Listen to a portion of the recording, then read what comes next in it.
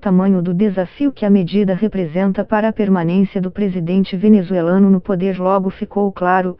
Os Estados Unidos anunciaram, também em 23 de janeiro, que reconheciam Guaidó como presidente interino.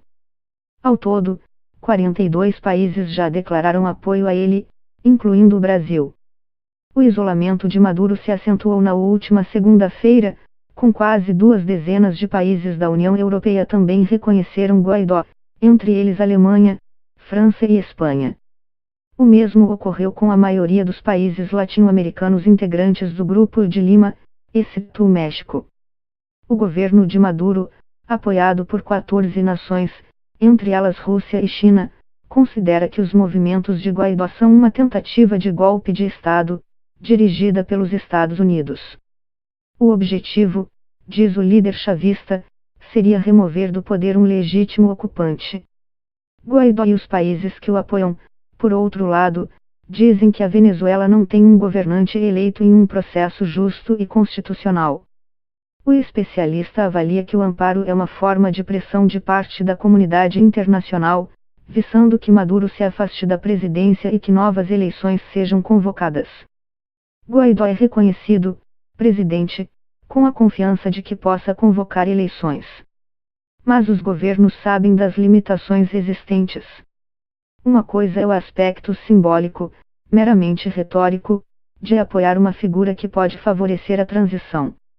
Outra, muito diferente, é cortar laços com quem tem o poder de fato, afirma Malamud. Mas o apoio a Guaidó já gerou consequências práticas importantes em alguns países, principalmente os Estados Unidos. Maduro mandou fechar todas as embaixadas e consulados e o retorno de todo o corpo diplomático venezuelano. Os Estados Unidos, por sua vez, entregaram a Guaidó a autoridade sobre as contas oficiais da Venezuela no Federal Reserve Bank, em Nova York, e em outros bancos assegurados pelos Estados Unidos.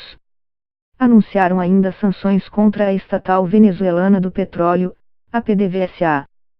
Segundo o conselheiro de Segurança Nacional da Casa Branca, John Bolton, essa medida poderia bloquear 7 bilhões de dólares em ativos e evitar lucros de 11 bilhões de dólares em exportações no próximo ano.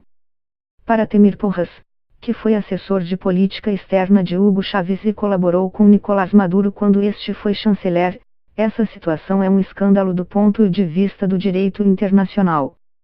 O Departamento do Tesouro assume o controle das contas da Venezuela no exterior e decide unilateralmente que os ativos do país são do governo de Juan Guaidó.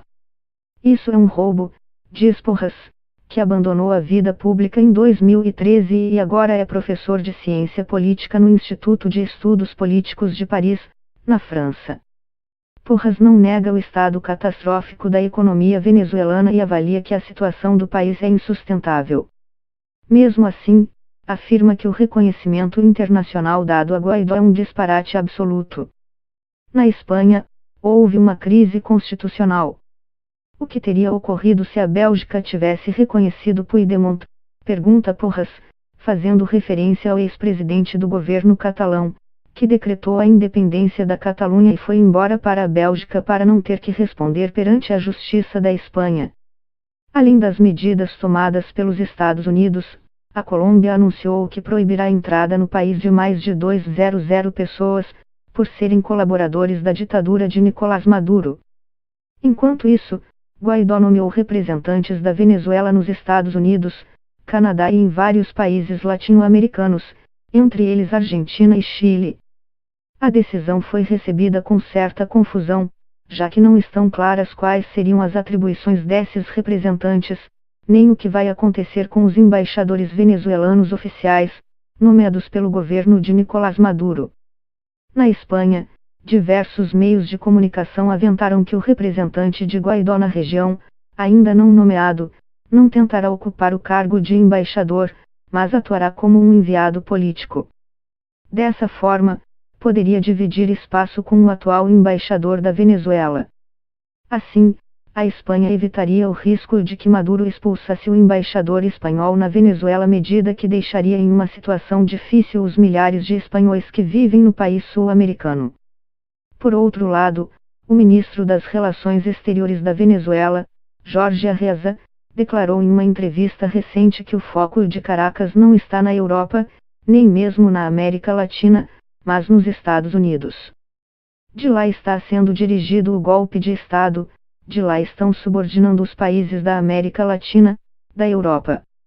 Acredito que haja uma ambiguidade nos governos da Europa, que dizem que reconhecem um, mas que seguem mantendo relações com outro, acrescentou. Nós sempre demos muita atenção para as comunidades europeias, que vivem, na Venezuela, e seguiremos fazendo isso. Para Sandra Borda, analista política colombiana e professora da Universidade dos Andes, o reconhecimento internacional dado a Guaidó, sobretudo, uma jogada política para pressionar por uma transição na Venezuela. Se isso não se traduzir em uma pressão social para que o regime caia, não vai significar nada, acrescenta. O analista político Jorge Galindo, baseado na Colômbia, tem um ponto de vista parecido. Como em qualquer estado, o monopólio da violência está nas mãos do exército. O reconhecimento internacional só é útil se a oposição for capaz de utilizá-lo para convencer os pragmáticos dentro do regime. Com a chegada de Chávez ao poder pelo voto, em 1998, as Forças Armadas passaram a se infiltrar em todas as instâncias do Estado venezuelano. Mas o preço do apoio dos quartéis a Chávez foi alto. Além do loteamento de cargos estatais, o chavismo franqueou aos comandantes aliados generosos espaços em diferentes setores da economia venezuelana, lícitos ou não. Quem apoia Guaidó argumenta, por exemplo, que as eleições presidenciais de maio de 2018 na Venezuela foram fraudulentas, pois não teriam sido plurais nem teriam respeitado os princípios democráticos. A Assembleia Nacional, controlada pela oposição, considera que Maduro está usurpando o poder, por ter sido eleito em votações que não foram reconhecidas pelos Estados Unidos, pela União Europeia e por muitos outros países. Já para Temir Porras, ex-assessor de Chávez e Maduro, a questão de fundo é que na Venezuela não existe acordo político de coexistência democrática. Em 2014, o partido de Guaidó já não reconhecia Maduro como presidente legítimo, diz Porras, para quem o reconhecimento internacional a Guaidó não vai acabar com a polarização política na Venezuela. Se a força política de Guaidó toma o poder, quem será a oposição? Quem vai se sentar na Assembleia Nacional? Pergunta. A única saída, a única solução razoável para o problema político na Venezuela é um acordo político interno.